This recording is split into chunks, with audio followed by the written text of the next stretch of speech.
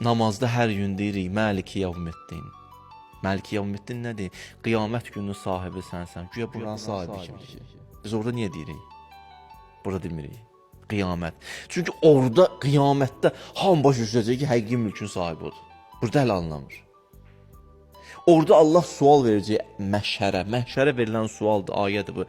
Limənil mülk. Mülk kimindir? Kim cavab verir? Hamı susur. Cavab vermək üçün gəlin mən öz dilimə sahibi olum. Deyim ki, sən. Mən dilimin də sahibi deyiləm. Allah bir anlıq götürüb hər şeyi. Limənil mülk cavab verin görüm. Heç danışmır. Olur hərdən yuxuda qışqırmaq istəyən, qışqıra bilmirsən, danışmaq istəyən, danışmaq istəyən, danışa bilmirsən, qaçmaq istəyən, qaça bilmirsən, vurmaq istəyən, vura bilmirsən. Sahibi var. Hələ xatırladılar belə yüngül var. Malikim var, sahibim var.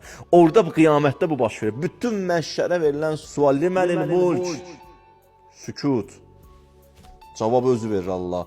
Lillahil vahidil qəhqar. Mənəm bu aləmin sahibi. Anladınız indi? Ariflər bu dünyada bunu anlar.